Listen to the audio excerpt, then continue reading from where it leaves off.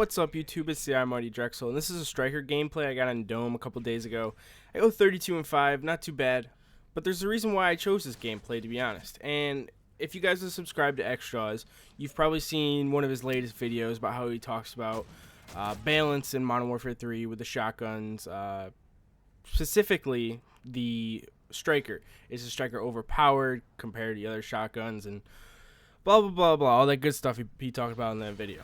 Now I'm gonna give my own opinion on it and just some other things I want you guys to think about, and I would like if you guys gave your opinion in the comment section.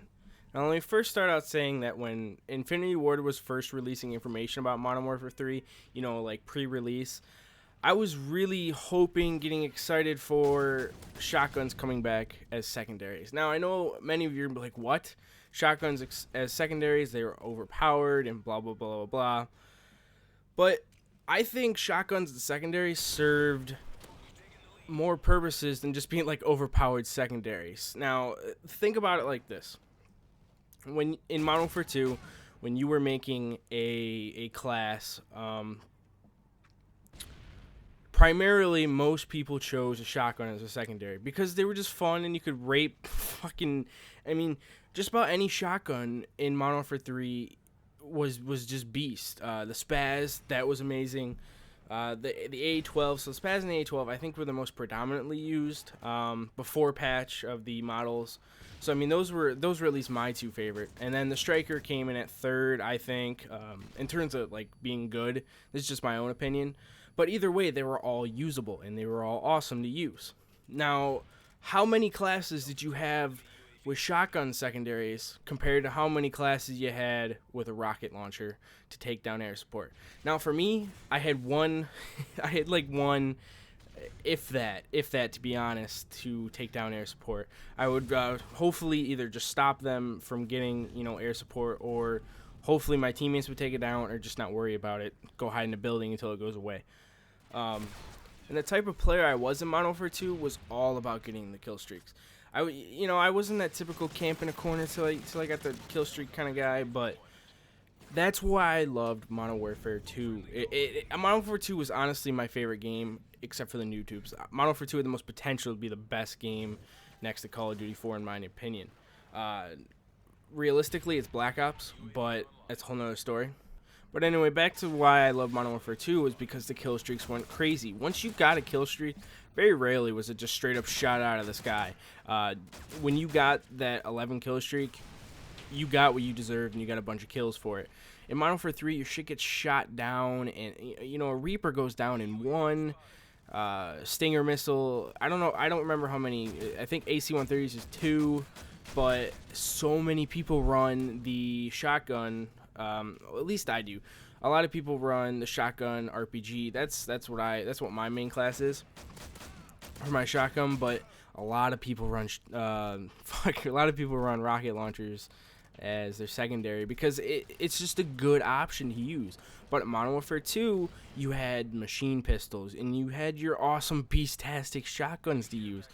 Honestly, if you were like a slayer, like kind of how I was in Modern Warfare 2, why would you pick a rocket launcher compared to a fucking A12 where you can rape the whole room if you wanted to? There was times where I had I filled up the whole kill feed with the A12. Plenty of times I did that.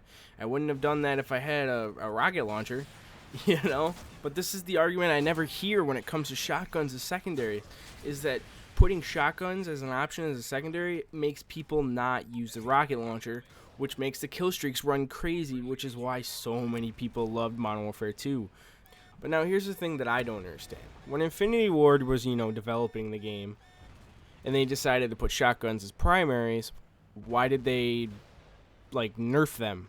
They nerfed every shotgun besides the Striker. That's really the only usable on a consistent basis shotgun out of them. The Spaz, that was horrible at launch. They had to buff that a little bit. It still doesn't match up with the Striker. So when Infinity Ward decided to make these shotguns primaries, if anything, maybe they should have buffed them from the Modern Warfare 2 style shotguns, or just left them the same. Because how often you see a shotgun, no, let me reword that. How often do you see someone using a shotgun that's not a striker? I think what Infinity Ward should do is at least buff the AA-12 and the Spaz 12 to what they used to be in MW2. You know, because the Spaz 12, that gun was awesome in MW2. It was probably not the best in. I think the AA-12 was the best, but the Spaz, that was awesome for like montage clips, and some people were just crazy. Tape, his clips were amazing with the Spaz 12.